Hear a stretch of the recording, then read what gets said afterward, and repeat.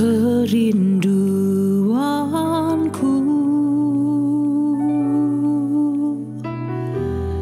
datang padamu, Allah mulia mawar Syaron, ku cinta.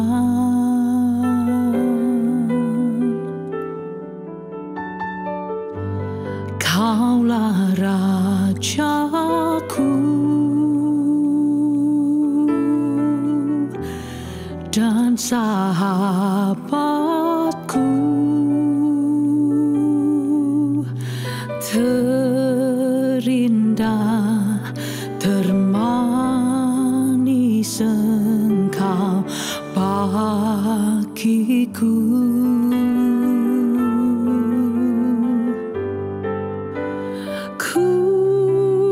Sembah Kau dalam roh dan kebenaran. Ku sembah Kau dalam roh dan kebenaran. Tak seorang pun jua seperti Kau, Yesus.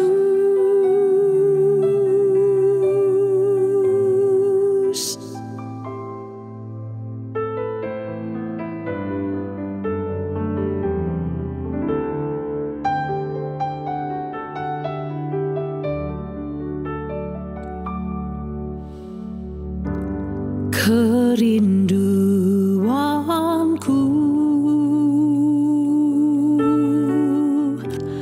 datang padamu, Allah mulia mawar Syaron, ku cinta.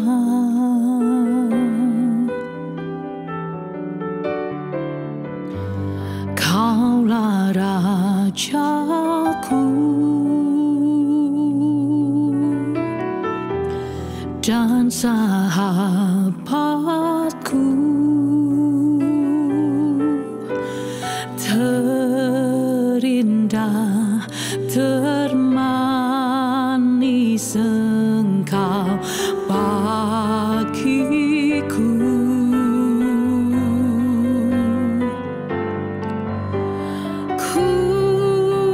Sembah Kau dalam roh dan kebenaran.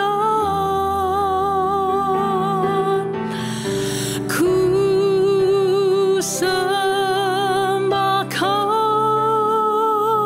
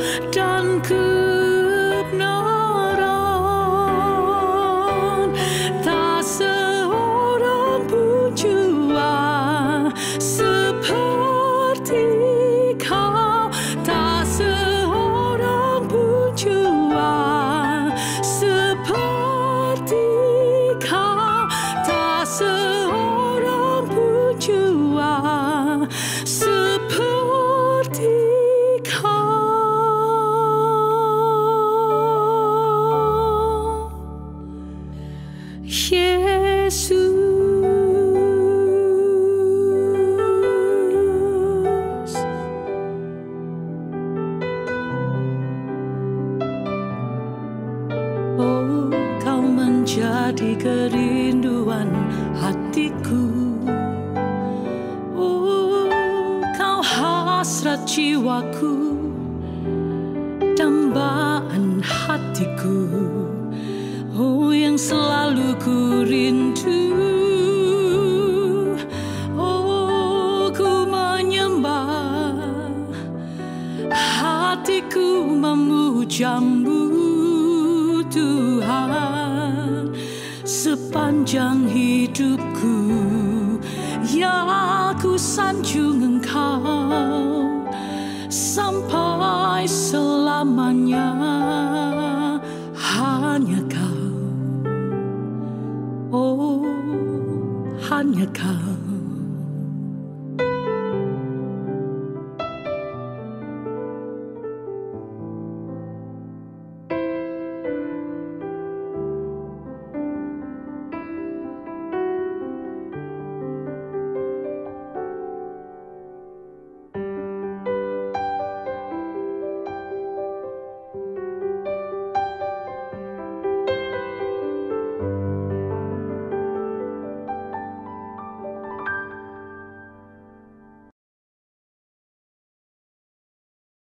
Shalom Bapak Ibu Jemaat GSKI Betani Minden, Betani Manyar, Sukomanunggal, Citraland beserta seluruh cabang-cabangnya se-Surabaya. Selamat pagi, selamat merayakan Paskah Minggu Kebangkitan Tuhan Yesus Kristus hari ini 12 April 2020. Kita merayakan di rumah kita masing-masing, tapi Tuhan akan selalu memberkati kita dimanapun kita berada. Karena itu kita bersyukur untuk perayaan pada hari ini.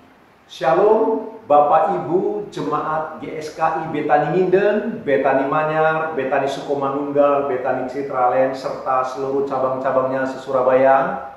Selamat hari Minggu, selamat memperingati peristiwa Paskah di mana Tuhan Yesus Kristus bangkit dari kematian. Kita bersyukur hari ini tanggal 12 April 2020 bersama-sama kita bisa menikmati dan merayakan Paskah walau kita di rumah kita masing-masing. Dan sekarang kita akan merenungkan kebenaran firman Allah. Karena itu saya rindu mengajak kita semua untuk berdoa. Mari kita tundukkan kepala, kita berdoa. Bapa di dalam surga, Allah kami yang maha baik, Allah kami yang maha besar, yang kami sembah, kami puji. Di dalam nama Tuhan Yesus Kristus Juru Selamat kami yang sejati, kami bersyukur hari ini kami memperingati peristiwa Paskah di mana Tuhan Yesus sebagai kepala gereja bangkit dari kematian. Kami bersyukur ya Tuhan, kebangkitan-Mu menghidupkan kami semua. Kami berdoa biarlah kiranya Allah menjamah kami dalam ibadah kami di rumah kami masing-masing. Tuhan melalui Allah Roh Kudus mengunjungi kami satu persatu, orang demi orang, dimanapun kami berada. Biarlah Roh-Mu membangkitkan gairah kami untuk terus mencintai Tuhan. Karena itu kami berdoa hari ini, biarlah Tuhan memberkati kami masing-masing secara khusus. Hamba-Mu yang banyak kekurangan dan kelemahan, urapilah Tuhan. Biarlah kebenaran firman-Mu mendapat tempat di hati kami semua. Terpujilah nama-Mu Bapa dalam surga. Kami menaklukkan hati dan pikiran kami di bawah salib Kristus yang kudus. Dan di dalam nama Tuhan Yesus Kristus, Juru Selamat kami yang sejati, kami berdoa. Haleluya. Amin. Bapak, Ibu, saudara-saudaraku yang dikasihi oleh Tuhan Yesus Kristus, hari ini kita merayakan Paskah di rumah kita masing-masing. Sekalipun demikian, itu tidak mengurangi makna Paskah bagi kita. Itulah sebabnya sekarang kita akan merenungkan kebenaran firman Allah. Judul kita pada hari ini adalah Kebangkitan Kristus menjadi landasan kebangkitan kita dalam segala sesuatu. Sekali lagi Bapak Ibu, tema kita pada pagi ini, Kebangkitan Kristus menjadi landasan kebangkitan kita dalam segala sesuatu. Bapak Ibu, ada dua pertanyaan yang kita akan pikirkan bersama-sama sebelum lebih jauh kita merenungkan firman Allah. Yang pertama, apakah Kristus dibangkitkan dari kematian atau Kristus bangkit dari kematian? Bapak Ibu, ada dua hal yang berbeda di bagian ini. Waktu firman Allah berkata, Yesus bangkit atau dia bangkit. Itu berarti Tuhan Yesus sendiri bangkit. Dia oleh karena Allah, oleh karena dia adalah Tuhan, dia bangkit sendiri. Tetapi kalau kita katakan Yesus dibangkitkan pada hari yang ketiga, itu berarti ada pribadi di luar Kristus, yaitu Allah Bapa, yang membangkitkan Kristus dari kematian. Yang mana yang benar? Apakah dia bangkit atau dia dibangkitkan? Apakah Tuhan Yesus Kristus bangkit atau Tuhan Yesus Kristus dibangkitkan? Bapak Ibu, firman Allah yang suci memberitahu bahwa kedua-duanya ada di Alkitab. Karena itu Bapak Ibu yang dikasihi Tuhan, bagian pertama, waktu firman Allah berkata, dia bangkit. Itu berarti Alkitab mau memberitahu bahwa Yesus adalah Tuhan, bahwa Yesus adalah Allah. Itu sebabnya dia bangkit dari kematian. Yang kedua, waktu Alkitab berkata, dia dibangkitkan, Kristus dibangkitkan. Alkitab mau memberitahu bahwa Allah Bapa berkenan kepada Kristus sehingga Kristus dibangkitkan dari kematian. Nah, hari ini kita akan merenungkan bagian kedua ini. Bapa di surga membangkitkan Kristus dari kematian yang hari ini kita rayakan bersama-sama persis pada tanggal 12 April 2020. Kita merayakan Paskah bersama-sama. Kita akan merenungkan bagian ini Bapak Ibu, di mana Bapa di surga membangkitkan Kristus dari kematian di hari yang ketiga setelah dia mati di kayu salib. Pertanyaannya Bapak Ibu dikasih Tuhan, mengapa Bapa di surga membangkitkan Kristus dari kematian? Yang pertama, kebenaran pertama Bapak Ibu yang dikasihi Tuhan, karena Kristus telah menang atas dosa. Sekali lagi, mengapa Bapa di surga membangkitkan Kristus dari kematian? Karena Kristus telah menang atas dosa. Bapak Ibu, kemenangan Kristus bukan dimulai ketika dia bangkit. Kebangkitan Kristus adalah hasil dari sebuah kemenangan yang telah dia peroleh 3 hari sebelumnya. Apa itu? Ketika dia tergantung di kayu salib. Waktu Tuhan Yesus mati di kayu salib, Tuhan Yesus menang dari semua dosa. Bapak Ibu yang dikasihi oleh Tuhan Yesus Kristus, sekali lagi, kebangkitan Kristus di hari yang ketiga adalah hasil dari sebuah kemenangan yang sudah diperoleh 3 hari sebelumnya, yaitu hari Jumat. Ketika dia mati di kayu salib, dia mengalami siksaan yang luar biasa. Dia mengalami ketidakadilan. Dia mengalami sebuah tragedi dalam seluruh sejarah umat manusia. Tuhan Yesus dibunuh, dianiaya, disiksa, tapi tidak berdosa. Itulah sebuah kemenangan yang di awal telah dilakukan oleh Kristus. Dan kebangkitan adalah hasil dari kemenangan Kristus. Karena sekalipun mengalami penderitaan yang luar biasa, Tuhan Yesus tidak berbuat dosa. Perhatikan firman Allah ini Bapak Ibu, Ibrani pasal 4 ayat yang ke-15. Firman Allah berkata, sebab imam besar yang kita punya bukanlah imam besar yang tidak dapat turut merasakan kelemahan-kelemahan kita. Sebaliknya sama dengan kita, ia telah dicobai, hanya tidak berbuat dosa. Penulis Ibrani memberitahu kita, seluruh rangkaian kehidupan Kristus, dimulai dari ketika dia selesai dari dibaptis, kemudian dicobai oleh iblis di padang gurun, di dalam pelayanan, sampai kemudian dia tergantung di kayu salib. Dia terus dicobai, mengalami kesusahan, mengalami fitnahan, mengalami pengkhianatan, ditelanjangi, dipermalukan begitu rupa, mengalami semua tragedi yang buruk dan derita yang luar biasa. Tapi Kristus tidak berdosa. Sampai dia tergantung di kayu salib, dia tidak berbuat dosa. Itulah sebabnya Bapa di surga membangkitkan dia. Itulah sebabnya kematian Kristus di kayu salib sebuah kemenangan. Karena dia mati dengan tidak berbuat dosa. Bagi dunia di zamannya, Kristus gagal. Bagi orang-orang di zaman itu, Tuhan Yesus kalah. Tuhan Yesus dianggap gagal mendirikan kerajaan Allah di dunia ini. Tuhan Yesus dianggap kalah karena tidak bisa kemudian melepaskan dirinya dari hukuman mati. Sebaliknya, Tuhan Yesus menjalani hukuman mati sampai mati tergantung di kayu salib. Bagi dunia, Tuhan Yesus kalah. Bagi dunia, Tuhan Yesus gagal. Tetapi dari firman Allah kita tahu, Tuhan Yesus bukan kalah, bukan gagal. Justru waktu dia tergantung mati di kayu salib, itu sebuah kemenangan yang sejati. Karena walau dia menderita, dia tidak berbuat dosa. Itulah sebabnya di hari yang ketiga Bapa di surga membangkitkan dia. Jadi kebangkitan adalah hasil dari sebuah kemenangan Kristus. Ketika dicobai, ketika mengalami kesusahan dan penderitaan, tidak berbuat dosa. Hari ini firman Tuhan datang kepada Bapak, Ibu, dan saya. Bapak, Ibu yang dikasihi Tuhan, mari kita menjadikan Kristus sebagai teladan sejati kita.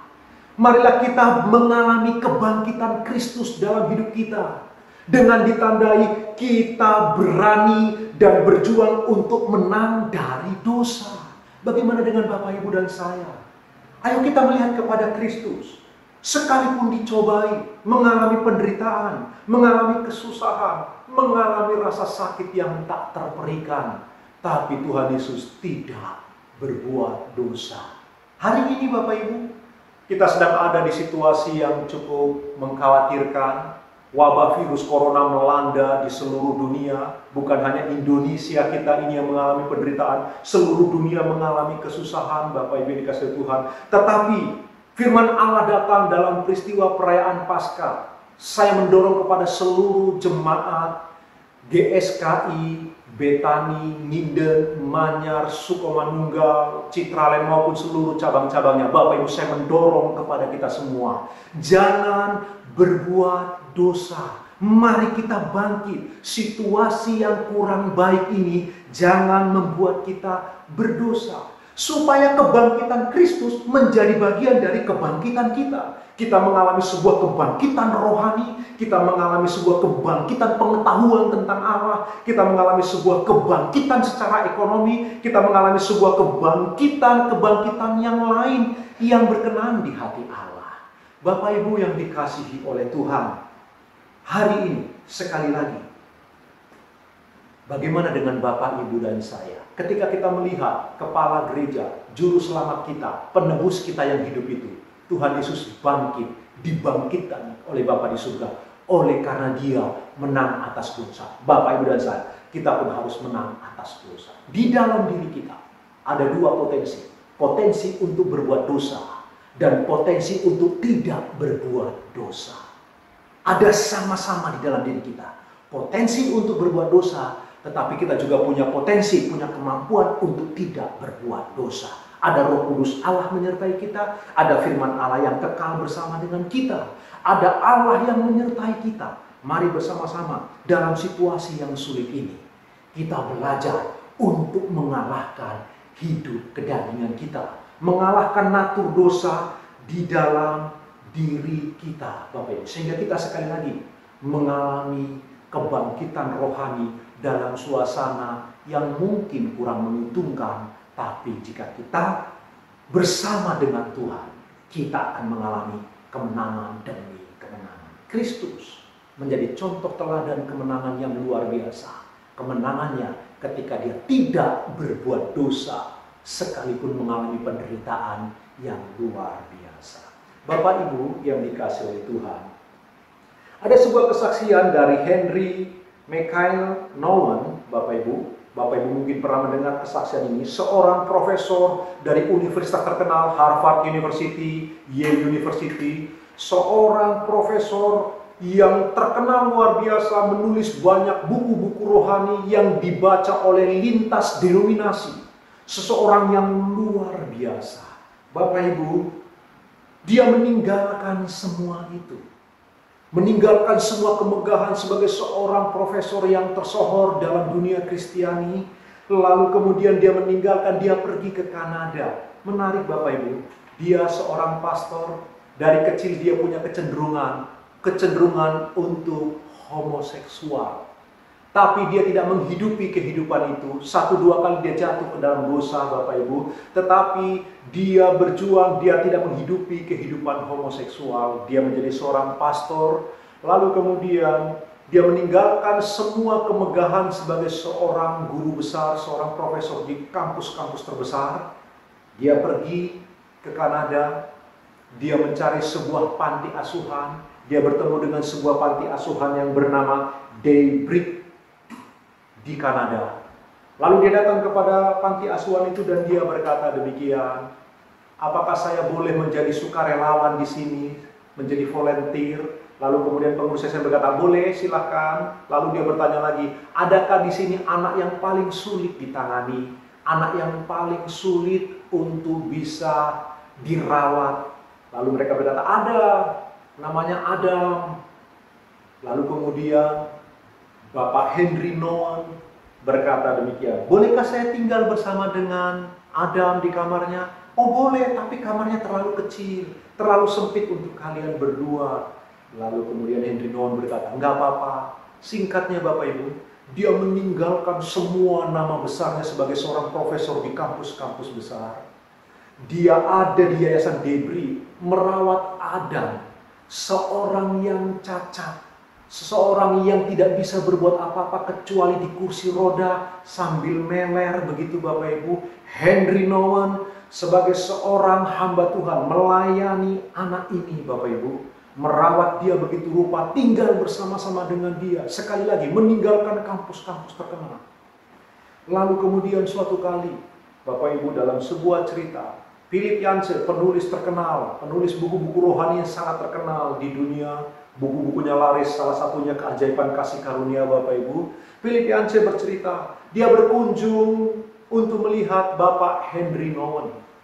Waktu dia berkunjung, Bapak Henry Nouwen ketemu lalu berkata, tunggu sebentar ya. Lalu kemudian 1 jam ditunggu tidak datang, 2 jam ditunggu tidak datang. Kira-kira hampir 3 jam, barulah Bapak Henry Nouwen datang, mendorong Adam yang sedang duduk di kursi rodanya. Lalu Bapak Henry Nouwen berkata, Philip Yancey, mohon maaf, kamu terlalu lama menunggu saya, hampir 3 jam kamu menunggu saya. Karena inilah pekerjaan saya setiap hari. Saya merawat Adam, saya memandikan, saya membuang kotorannya, saya membersihkan tubuhnya, saya menyuapi makanan supaya ada asupan bergizi yang baik, saya mengatur tempat tidurnya. Inilah yang saya lakukan. Waktu Bapak Philip Yancey lihat itu, Bapak Philip Yancey kaget. Inikah yang kau lakukan? Seorang profesor besar meninggalkan semuanya untuk kemudian merawat seorang anak yang cacat. Ada. Lalu kemudian Bapak Henry Nouwen berkata, iya, inilah yang aku lakukan. 3 bulan pertama saya berpikir saya salah. 3 bulan pertama saya berpikir mungkin saya salah tempat. Tetapi sekarang setelah 10 tahun saya tahu, inilah tempat yang paling pas buat saya. Inilah cara Tuhan membentuk saya supaya natur dosa dalam diri saya itu semakin hari semakin terkikis. Bapak Ibu yang dikasihi Tuhan, seorang dengan nama besar yang luar biasa meninggalkan semua itu untuk merawat seorang anak yang bernama Adam. Philip Yancey cukup kaget. Lalu suatu kali dalam cerita itu, Bapak Henry Nouwen diundang oleh kampus di Kanada untuk mengajar. Lalu dia pergi, waktu dia mengajar tiba-tiba panitia cari kertas kecil memberitahu kepada dia. Lalu kemudian dia stop pengajarannya. Dia baca bahwa dia diminta untuk menelepon Yayasan Daybreak, tempat di mana dia melayani. Lalu dia berkata, tunggu sebentar. Setelah 10 menit dia telepon Daybreak, Yayasan Daybreak tadi. Waktu ditelepon Bapak Ibu, di sudut sana, di ujung sana, ada suara anak kecil berkata begini, Henry, kamu di mana? Kenapa kamu hari ini pergi meninggalkan kami, tidak pamit kepada kami? Henry Nouwen tiba-tiba marah Bapak Ibu, dia meledak luar biasa. Dia berkata, aku diperlakukan seperti ini. Aku sedang mengajar, sekarang aku diperlakukan seperti ini. Bapak Ibu, dia pikir ada telepon yang sangat penting dari Debri. Ternyata hanya seorang anak yang bertanya, kenapa engkau nggak pamit ketika pergi dari Debri? Dia pergi sebentar untuk mengajar. Lalu waktu dia marah, tiba-tiba dia kaget, Bapak Ibu. Ternyata kesombongan di dalam dirinya belum selesai. Ternyata dia belum lulus hanya karena telepon seorang anak kecil. Hanya masalah yang sederhana. Henry Nouwen meledak. Dia kemudian marah begitu rupa. Hari itu dia sadar, natur dosa dalam dirinya masih ada. Amarah itu masih belum bisa dikontrol. Tapi bagi saya, Bapak Henry Nouwen seorang yang luar biasa. Dia terus berjuang untuk bisa menang dari dosa. Itulah panggilan kita. Setelah Tuhan Yesus Kristus menebus kita, Bapak Ibu, Tuhan Yesus dibangkitkan oleh Bapa di surga di hari yang ketiga karena dia telah menang dari semua dosa. Begitulah juga kita. Kita bisa jatuh dalam dosa. Kita bisa gagal. Tapi kita harus terus berjuang. Kita harus menang melawan kuasa dosa. Supaya kita mengalami kebangkitan secara rohani, mengalami kebangkitan dalam hidup ekonomi, mengalami kebangkitan dalam hidup persaudaraan, mengalami kebangkitan dalam rumah tangga kita masing-masing. Mari kita belajar. Seperti Bapak Henry Nouwen, dia belajar terus. Kita pun harus belajar. Bapak Ibu yang dikasihi oleh Tuhan, hari ini kita belajar Kristus dibangkitkan oleh Bapa. Karena Kristus telah menang dari dosa, sekalipun begitu menderita luar biasa, namun dia tidak berbuat dosa. Yang kedua, Bapak Ibu yang dikasihi Tuhan, mengapa Tuhan Yesus dibangkitkan oleh Bapa di surga di hari yang ketiga? Karena Kristus telah taat kepada seluruh kehendak Bapanya. Jadi Bapak Ibu sekali lagi, kebangkitan di hari yang ketiga adalah hasil dari kemenangan 3 hari sebelumnya. Kemenangan di kayu salib, waktu dia menderita tapi tidak berbuat dosa. Lalu mundur ke belakang. Kemenangan ketika di Taman Getsemani. Waktu di Taman Getsemani itu Bapak Ibu, Tuhan Yesus mengalami sebuah ketakutan yang luar biasa yang tidak pernah bisa kita mengerti. Yang tidak ada satu manusia pun bisa memahami ketakutan seperti itu. Ketakutan yang mengerikan sampai Kristus mengeluarkan keringat bercampur darah. Firman Allah berkata, dia ingin mati rasanya. Sebuah ketakutan yang luar biasa. Bapak Ibu coba perhatikan ayat ini. Di dalam kitab Markus 14 ayat 36. Firman Allah berkata demikian. Saya bacakan untuk Bapak Ibu di rumah. Katanya, ya Aba, ya Bapa, tidak ada yang mustahil bagimu. Ambillah cawan ini daripadaku, tetapi janganlah apa yang aku kehendaki, melainkan apa yang engkau kehendaki. Perhatikan sebuah doa yang luar biasa Bapak Ibu. Anak Allah yang maha tinggi berdoa kepada Bapanya. Tidak ada yang mustahil bagimu ya Aba Bapa. Jikalau mungkin biarlah cawan ini berlalu, tetapi bukan kehendakku, kehendakmulah yang jadi. Disinilah titik kemenangan Kristus. Sekali lagi Bapak Ibu, kebangkitan Kristus di hari yang ketiga adalah akibat dari sebuah kemenangan. Sebelumnya dia menang di kayu salib, menderita tapi tidak berbuat dosa. Namun tarik ke belakang lagi, dia telah mengalami juga kemenangan di Taman Getsemani. Ketika ketakutan luar biasa karena dia yang tidak berdosa akan dijadikan dosa. Dia akan terpisah dari Bapanya. Padahal dia tidak pernah terpisah dari kekekalan. Hari itu dia harus terpisah. Karena itu dia ketakutan luar biasa dan berdoa. Tapi di dalam doanya dia mentaati kehendak Allah. Luar biasa. Dia berkata, bukan kehendakku yang terjadi, kehendakmulah yang jadi. Kristus taat mutlak. Kristus memiliki sebuah ketaatan yang total. Dia melakukan sebuah penyangkalan diri. Dia berseru kepada Bapaknya, kehendakmu yang jadi, bukan kehendakku. Bapak Ibu, ini sangat sejajar dengan apa yang diajarkan oleh Tuhan Yesus kepada murid-muridnya. Dalam Matius pasal yang kelima, 6 dan 7, dalam khotbah di bukit, Tuhan Yesus pernah mengajarkan murid-muridnya bagaimana seharusnya berdoa. Dalam doa Bapa kami, Yesus mengatakan di bagian-bagian akhir, jadilah kehendakmu di bumi seperti di surga. Bapak Ibu, di surga kehendak Allah disukai. Di surga kehendak Allah dirayakan. Dan Kristus berdoa, mengajarkan kita berdoa supaya kehendak Allah terjadi di bumi seperti di surga. Kristus rindu kehendak Bapa dicintai, disukai di bumi ini dan dirayakan. Kristus telah membuktikannya.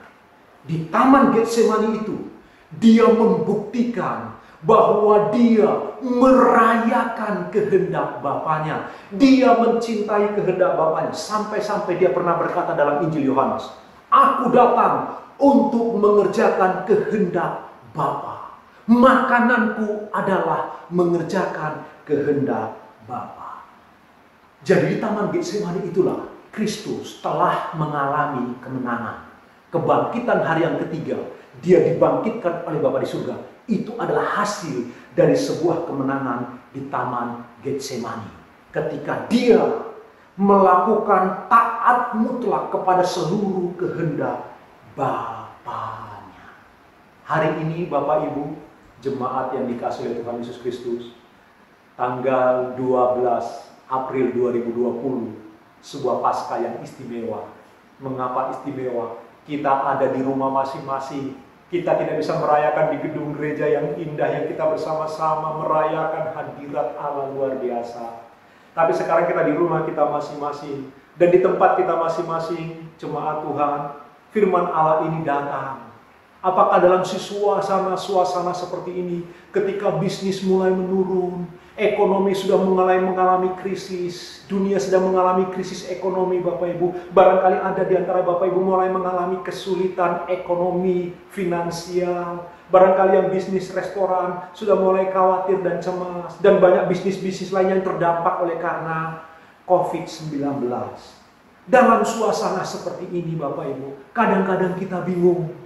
Kadang-kadang kita khawatir, lalu kadang-kadang kita tergoda untuk berbuat dosa. Jangan lakukan Bapak Ibu. Dan yang paling penting dari poin kedua ini, tetaplah mengerjakan kehendak Allah. Tuhan Yesus dibangkitkan oleh Bapa karena dia mengerjakan seluruh kehendak Allah dengan taat mutlak. Mari kita belajar bersama-sama. Saya tahu ini tidak mudah. Saya mengerti suasana ini Bapak Ibu, tidak gampang bagi kita. Tapi saya sebagai seorang hamba Tuhan, menggugah kita semua. Jemaat GSKI Betani, Nginden, Manyar, Sukomanunggal, Citralen maupun seluruh cabang-cabangnya di Surabaya. Saya menggugah kita semua. Mari belajar menyangkal diri. Hari ini sebuah kesempatan bagi kita bersama-sama melakukan kebenaran firman Allah. Belajar menyangkal diri dan mengizinkan kehendak Allah yang suci itu kita rayakan bersama-sama. Biar kehendak Allah menjadi kesukaan kita. Ingat Bapak Ibu. Hidup ini bukan tentang agenda-agenda kita pribadi. Tuhan Yesus menebus Bapak Ibu dan saya. Bapa di surga memilih Bapak Ibu dan saya. Bukan supaya hidup bagi diri sendiri. Kita ditebus oleh kuasa darah Kristus supaya kita mengerjakan kehendak Bapa di surga. Seperti Kristus datang, makanannya mengerjakan kehendak Bapa di surga. Begitulah kita. Kita ditebus oleh kematian Kristus di kayu salib supaya kita mengerjakan kehendak Bapa di surga. Tidak sekedar mengerjakan agenda-agenda kita sendiri. Mari dalam suasana yang kurang nyaman di dunia saat ini Bapak Ibu, kita belajar untuk selangkah demi selangkah menyangkal diri dan mengerjakan kehendak Allah dalam hidup kita. Rasul Paulus pernah berkata, bagiku hidup adalah Kristus, mati adalah keuntungan. Paulus seorang yang bisa menyangkal diri, seorang yang mau mengerjakan seluruh kehendak Allah di dalam dirinya. Mari kita belajar bersama-sama Bapak Ibu. Saya sedang belajar dan terus belajar. Bapak Ibu, saya mendorong kita semua yang masih muda-muda, yang sudah tua, semua kita dalam segala umur. Mari kita belajar hidup ini mengerjakan kehendak Bapa di surga. Sehingga kita mengalami sebuah kebangunan rohani, sebuah kebangkitan rohani. Kita mengalami sebuah kebangkitan yang baru lagi. Karena kita bertumbuh untuk mengerjakan kehendak Allah dalam hidup kita. Bapak Ibu, ada sebuah kesaksian yang menarik dari seorang wanita yang luar biasa yang bernama Edith Burns. Edith Burns, seorang wanita yang luar biasa. Kemanapun dia pergi, kalau dia memperkenalkan dirinya, dia akan berkata kalimat ini, Bapak Ibu. Halo, saya Edith Burns. Apakah engkau percaya kepada Paskah? Apakah engkau tahu tentang Paskah? Kemanapun dia pergi, dia akan memperkenalkan dirinya dengan cara demikian, Bapak Ibu. Halo, saya Edith Burns. Apakah engkau percaya tentang Paskah? Apakah kau tahu tentang Paskah? Suatu kali, dia didiagnosa oleh dokter terkena kanker stadium akhir. Waktu dia didiagnosa terkena kanker, Edith Burns tetaplah menjadi wanita yang sukacita, wanita yang begitu bergairah. Kehadirannya membawa suasana begitu menyenangkan. Ketika di rumah sakit, Bapak Ibu dikasih Tuhan, seperti biasa, sampai di rumah sakit, dia harus tinggal di rumah sakit. Setiap kali ketemu perawat-perawat, ketemu dokter, atau ketemu pasien-pasien yang lain, dia selalu berkata, "Halo, saya Edith Burns. Apakah engkau percaya tentang Paskah, di mana Tuhan bangkit di hari yang ketiga? Apakah engkau tahu tentang Paskah?" Ini selalu, setiap kali memperkenalkan diri, dia selalu mengatakan hal demikian. Bapak Ibu dikasih Tuhan. Sampai suatu kali, kepala perawat yang bernama Phil Cross tidak suka dengan Edith Burns. Kepala perawat ini tidak suka dengan Edith Burns, Bapak Ibu yang dikasih oleh Tuhan. Tetapi suatu kali, entah bagaimana, perawat-perawat yang lain tidak bisa hadir, mereka tidak bisa bekerja, akhirnya kepala perawat yang harus menjaga Edith Burns. Lalu kemudian Edith Burns berkata begini, "Halo Phil Cross, saya Edith Burns. Saya mencintaimu seperti Tuhan mencintaimu juga." Lalu Phil Cross ini yang tidak suka dengan Edith Burns, dia diam saja, Bapak Ibu dikasih Tuhan. Tapi selalu Edith Burns berkata, "Aku berdoa untuk engkau." Suatu kali Phil Cross berkata, "Enggak perlu berdoa buat saya. Terima kasih, saya tidak butuh doamu."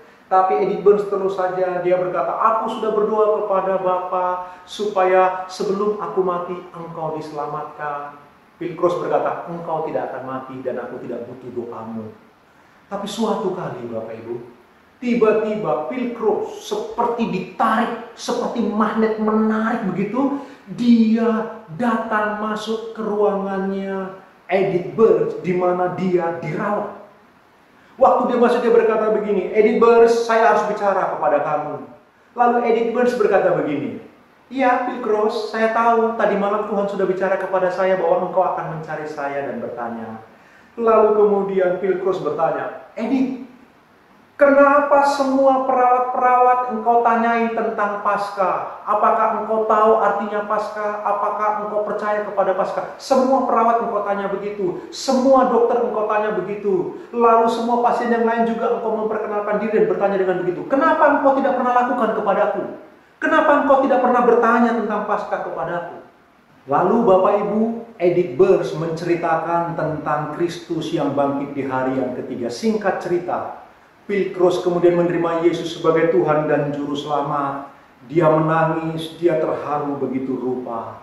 Lalu selesai, kemudian Phil Cross pulang, Bapak Ibu. Esok harinya ketika dia masuk kerja, Bapak Ibu, didapati Edith Burns telah meninggal dunia.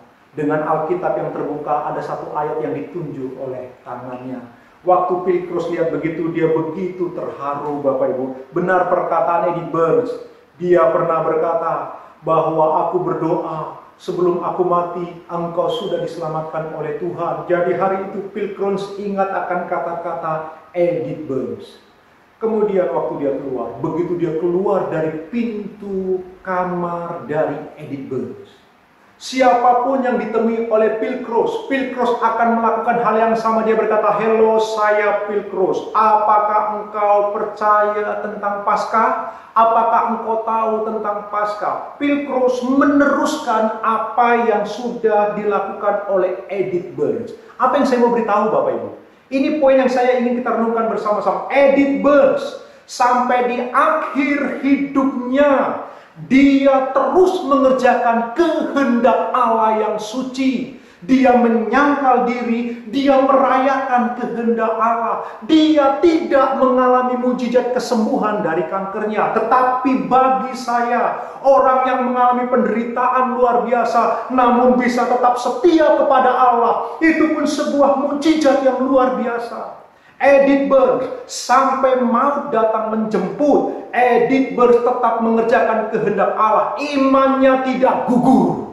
Dia tetap teguh di dalam Tuhan. Bagi saya, itu pun adalah mujizat. Karena itu mari kita belajar bersama-sama, jemaat yang dikasihi oleh Tuhan Yesus Kristus. Mari kita belajar dalam suasana yang kelihatannya mungkin tidak enak hari-hari ini.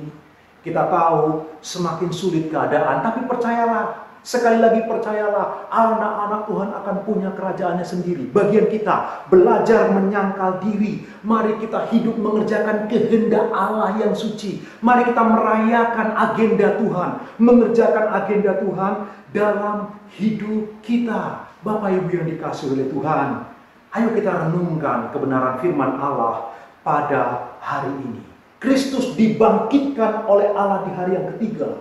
Karena Kristus mengerjakan kehendak Bapa dengan taat mutlak. Mari kita belajar bersama-sama. Kebenaran yang ketiga, Bapak Ibu dikasihi Tuhan. Mengapa Bapa membangkitkan Kristus dari kematian? Kebenaran yang ketiga, karena korban Kristus itu sempurna. Kristus menelan seluruh murka Allah. Bapak Ibu yang dikasihi oleh Tuhan Yesus Kristus, kita harus mengerti kebenaran ini. Tahukah Bapak Ibu bahwa Allah murka terhadap dosa? Bapak Ibu yang dikasihi oleh Tuhan. Karena itu Bapak Ibu yang dikasihi oleh Tuhan, sekalipun, saya ulangi Bapak Ibu, sekalipun seluruh umat manusia dari mulai zaman Adam dan Hawa sampai berakhirnya seluruh umat manusia sampai hari kiamat, jika semua manusia ini dimasukkan ke dalam neraka, tetap tidak menyelesaikan masalah. Apa itu? Dosa tidak terselesaikan. Jadi sekalipun semua manusia dimasukkan ke dalam neraka, murka Allah tetap menyala-nyala. Biar bagaimanapun dosa belum terselesaikan. Tahukah Bapak Ibu, waktu Tuhan Yesus tergantung di kayu salib, dia mati oleh karena dia mengalami penderitaan hidup yang luar biasa, tapi tidak berbuat dosa. Dia mengerjakan kehendak Allah yang suci. Karena itulah poin yang ketiga, korban Kristus di kayu salib menjadi korban yang sempurna. Ketika Kristus tergantung di kayu salib, dia sedang menampung semua murka Allah. Dia satu-satunya pribadi yang sanggup menampung seluruh murka Allah. Sehingga di dalam korban Kristus, seluruh atribut-atribut dalam diri Allah terpuaskan. Karena itulah Bapak Ibu, korban Kristus di kayu salib menjadi korban yang sempurna. Makanya di hari yang ketiga, Tuhan bangkitkan dia. Karena korban Kristus, sekali lagi, korban Kristus sempurna. Bapak Ibu, tahukah Bapak Ibu, Allah itu maha adil. Allah itu maha benar, Allah itu maha kudus, Allah itu maha suci. Semua atribut Allah ini terpuaskan ketika Kristus mati tergantung di kayu salib. Kristus menjadi korban yang sempurna di hadapan Bapa di surga. Karena itulah Bapa membangkitkan dia pada hari yang ketiga. Karena seluruh atribut-atribut dalam diri Allah, baik keadilannya, kesuciannya, kebenarannya, kasihnya, kebaikannya, semua terpuaskan oleh korban Kristus di kayu salib. Tidak ada satu korban pun yang bisa seperti yang dilakukan oleh Kristus. Karena itu, Bapak Ibu, jemaat GSKI, Betani Nginden, Manyar, Sukomanunggal, Citraland, dan seluruh cabang-cabangnya di Surabaya, saya menggugah kita semua. Mari kita merenungkan kebenaran firman Allah ini, bahwa korban Kristus di kayu salib adalah korban yang sempurna, yang sungguh-sungguh telah menyelesaikan seluruh murka Allah. Karena itu, mari kita bersama-sama membawa ke dalam diri kita tentang korban Kristus. Bapa di surga membangkitkan dia pada hari yang ketiga. Oleh karena korbannya sempurna. Begitulah hidup kita Bapak Ibu yang dikasihi Tuhan. Mohon maaf jika saya harus mengatakan bagian ini Bapak Ibu. Saya mendorong, sekalipun kita mengalami kesusahan saat ini, baik kesusahan ekonomi, kita mengalami bisnis yang kurang baik hari-hari ini Bapak Ibu, kita mengalami ketidakpastian sepertinya di depan sana. Tetapi sebagai anak-anak Tuhan, kita tetap harus berlaku benar. Kita tetap harus berbuat baik. Kita tetap harus membawa nama Allah yang kudus. Perhatikan korban Kristus di kayu salib. Bapak Ibu, kita harus juga menjadi anak-anak Tuhan yang rela berkorban. Perhatikanlah, Kristus telah melakukan semua yang terbaik untuk kemuliaan Bapaknya demi Bapak, Ibu, dan saya. Kristus totalitas hidupnya dipersembahkan untuk mengerjakan kehendak Bapaknya demi Bapak, Ibu, dan saya juga. Karena itu juga respon kita yang wajar Bapak Ibu, kita juga harus belajar. Totalitas hidup kita harus menjadi sebuah korban persembahan di hadapan Tuhan. Dan kalau kita mau jujur Bapak Ibu, apapun yang kita lakukan di hadapan Tuhan, baik itu semua kebaikan, belas kasihan, kita memberi kepada orang yang susah, kita menabur ke gereja, kita membayar persepuluhan yang baik itu, apapun yang kita lakukan, bahkan nyawa kita berikan untuk kemuliaan Allah, tetap tidak dapat dibandingkan dengan korban Kristus yang telah mati untuk Bapak, Ibu, dan saya. Karena itu, sesungguhnya apapun yang kita lakukan, baik kita mengembalikan persepuluhan, baik kita memberi persembahan ke gereja, baik kita memperhatikan orang-orang, apapun yang kita lakukan, harusnya itu adalah sebuah ekspresi karena kita mencintai Allah. Itu harusnya menjadi sebuah ekspresi yang keluar karena kita mau mengerjakan kehendak Allah. Kita tahu, kita taat, kita mengerti korban Kristus yang sempurna itu. Sehingga kita mengekspresikan cinta kita dengan mengorbankan apa yang ada pada kita. Hari ini, Bapak Ibu yang dikasihi Tuhan, persis sekali lagi hari ini, 12 April 2020, kita memperingati peristiwa Paskah dengan cara yang sedikit berbeda karena di rumah kita masing-masing. Tapi itu tidak menghentikan Allah bekerja dalam diri Bapak, Ibu, dan saya. Ingatlah 3 poin ini. Kita akan mengalami sebuah kebangkitan rohani, kita akan mengalami sebuah kebangkitan yang lain oleh karena Kristus telah bangkit atas kita. Bapa di surga membangkitkan dia karena dia telah menang atas dosa. Bapa di surga membangkitkan dia karena dia, Tuhan Yesus Kristus itu mengerjakan kehendak Allah dalam hidupnya. Bapa di surga membangkitkan dia karena korban Kristus, korban yang sempurna.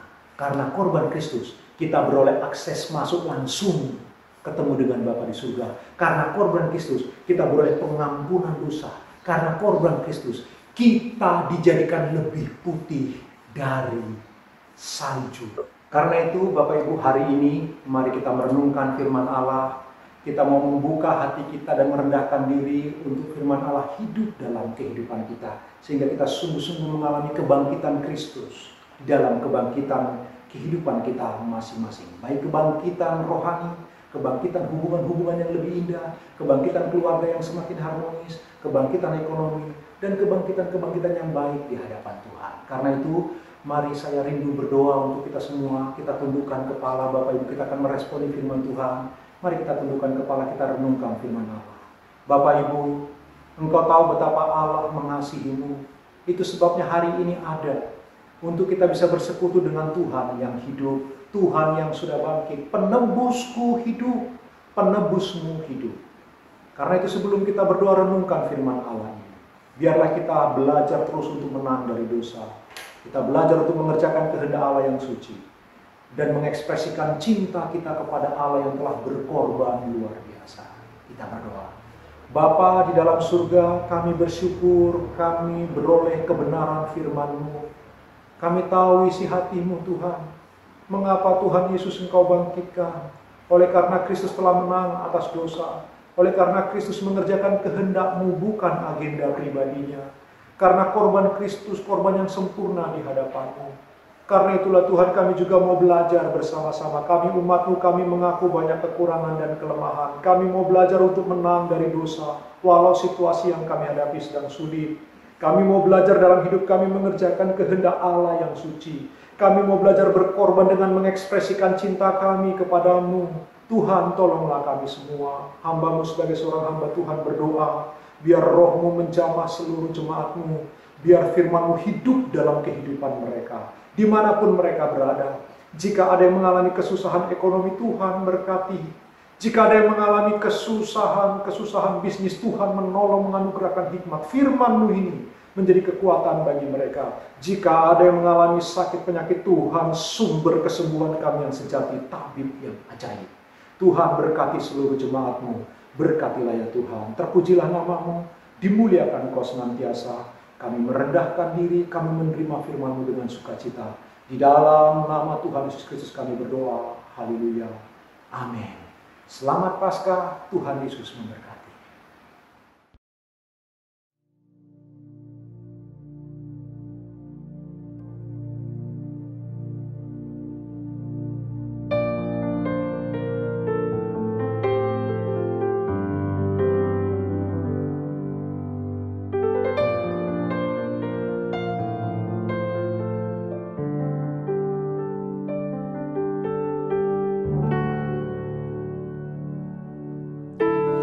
Masuk hadirat-Mu Tuhan dengan korban pujian. Masuk hadirat-Mu Tuhan, berhiaskan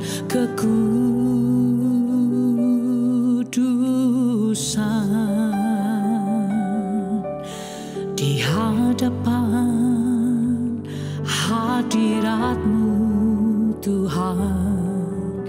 Ku rasakan kedamaian di hadapan hadirat-Mu Tuhan. Ku nampak keagungan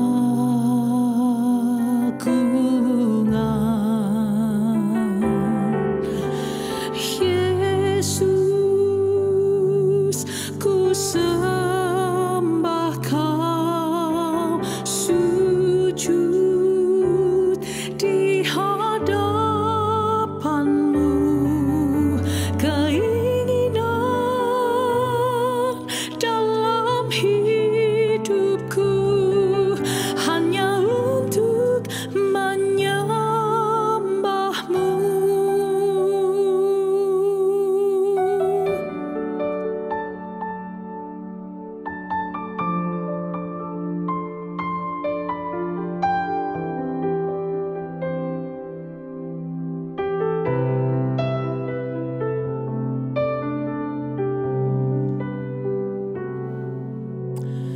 Masuk hadirat-Mu Tuhan dengan korban pujian. Masuk hadirat-Mu Tuhan, berhiaskan kekudusan